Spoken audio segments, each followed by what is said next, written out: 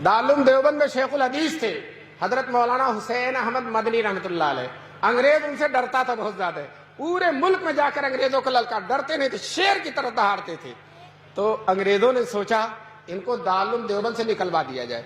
अगर ये दारुल देवबंद से निकल जाएंगे तो एक तो दारुल देवबंद का स्टेज बहुत बड़ा और दूसरे इनकी शख्सियत बहुत बड़ी, दोनों मिलकर बड़ी ताकत हो जाती है और हमें नुकसान बहुत होता।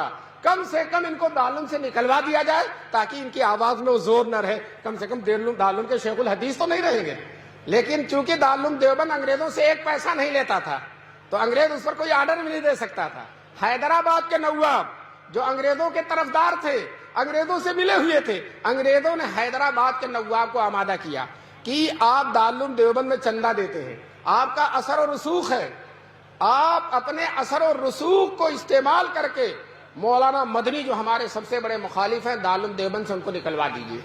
यह हैदराबाद के नवाब से अंग्रेजों ने कहा। नवाब ने ना आओ देखा न तो इतना लंबा खत लिखा और दारुल देवबंद के मोहतमीम हकीमुल इस्लाम कारी तैयब साहब रहमतुल्लाह अलैह थे। खत ये लिखा, मोहतमीम साहब को मालूम हो कि मौलाना मदनी को मदरसे से निकाल दिया जाए, अगर उनको नहीं निकाला जाएगा तो हम इतनी बड़ी रकम जो चंदे में देते बंद कर देंगे। हजरत कारी तैयब साहब को इन बूढ़ों ने देखा होगा, हकीमुल इस्लाम थे, बड़ी ही लताफत की बातें उनकी जबान से निकलती थी। चुनांचे हजरत ने जवाब दिया, अंग्रेजों को मालूम हो, नवाब हैदराबाद को मालूम हो कि मौलाना मदनी का मदरसे में रहना अंग्रेजों के लिए बहुत मुफीद है। क्यों? हम उनको हफ्ते में 6 दिन छुट्टी नहीं देते, बुखारी और तिरमिजी पढ़वाते हैं, जुमे के 1 दिन छुट्टी के मिलते हैं, मुल्क में कहीं जाकर अंग्रेजों को ललकारते हैं। तो अगर हमने उनको मदरसे से निकाल दिया तो उनका पूरा हफ्ता खाली हो जाएगा, और जब पूरा हफ्ता खाली होगा तो 1 दिन के बजाय 7 दिन हफ्ते में मुखालफत करेंगे, और जब 7 दिन मुखालफत करेंगे तो अंग्रेज को अगर 7 साल में जाना तो 1 ही साल में जाना पड़ जाएगा। इसलिए अंग्रेजों की भी भलाई इसी में है कि शेर को पिंजड़े में बंद रखा जाए और मौलाना को मदरसे में। ये कारी तैयब साहब ने जवाब लिखा।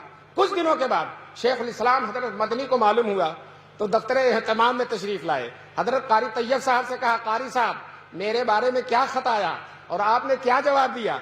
तो कारी साहब ने कहा, खत हैदराबाद का खत और अपना जवाब शेख मदनी के सामने रख दिया।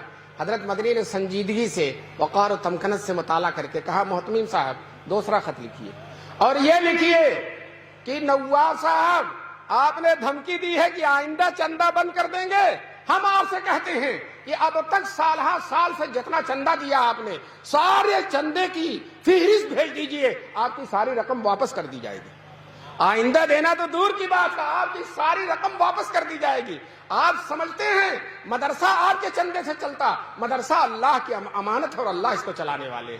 उलमा ने लिखा है कि हजरत कारी साहब का जवाब हकीमाना था और शेखुल इस्लाम का जवाब मुजाहिदाना था।